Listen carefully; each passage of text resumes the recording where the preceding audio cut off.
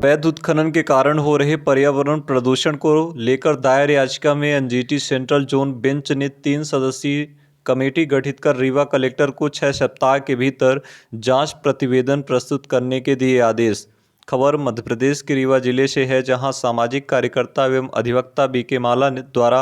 National green tribunal central zone bench के समक्ष दायर की गई याचिका पर 3 सदस्यीय टीम बनाकर जांच के आदेश दिए गए हैं।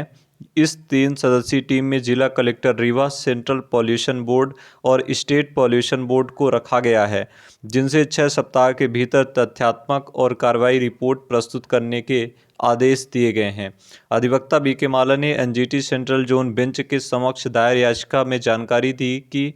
रीवा में कई अवैध उत्खनन और क्रेशर संचालित हैं, जो रेड जोन और ग्रीन जोन का पालन नहीं कर रहे हैं, जिससे लोग दमा के मरीज हो रहे हैं। साथ ही लगातार पर्यावरण प्रदूषण और अवैध संचालित क्रेशर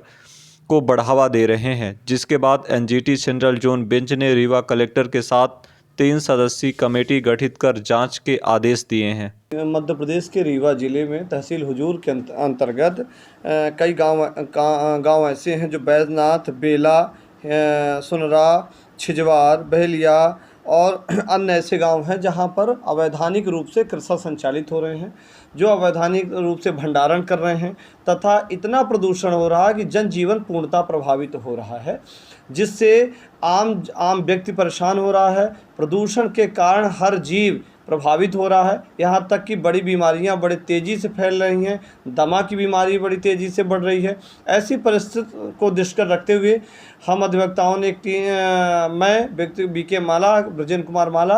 और हमारे एक माननीय अधिवक्ता महोदय, दोनों लोगों ने एक याचिका नेशनल ग्रीन ट्रिब्यूनल भोपाल में दायर की है, जिसकी सुनवाई करते हुए माननीय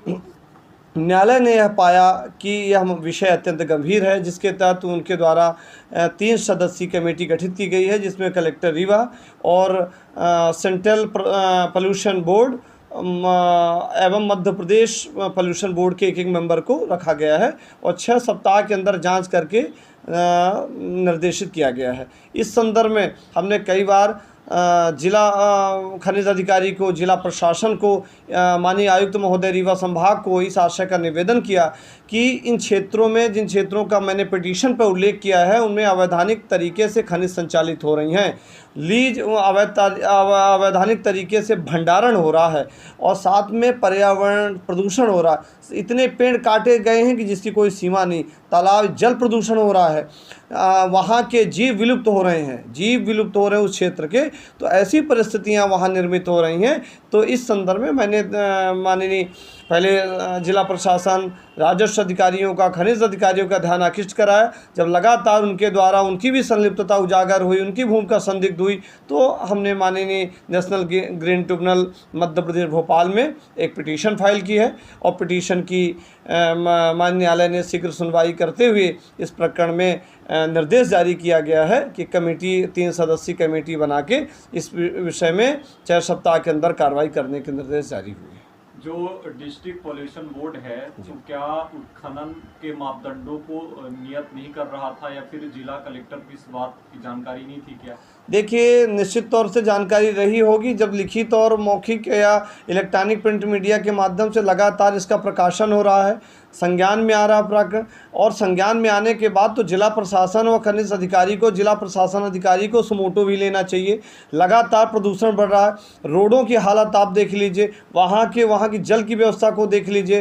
वहाँ वायु प्रदूषण देख लीजिए। यदि आप वहाँ 1 मिनट खड़े हो जाएंगे तो आपको ऐसा लगेगा कि हम दमा के मरीज हो गए हैं। तो ऐसी परिस्थिति में आम व्यक्ति का जनजीवन कैसे जीवन है, वहाँ कैसे लोग जीते होंगे। तो ऐसी परिस्थितियाँ वहाँ निर्मित हो रही थी। तो बार बार आग्रह करने के बाद वहाँ के नोडल जिला कार्यक्रम अधिकारी, खनिज अधिकारी व जिला प्रशासन के राजस्व अधिकारी, किसी अधिकारी ने उस पर निगरानी नहीं की और हमको ऐसा प्रतीत होता है कि उसकी भूमिका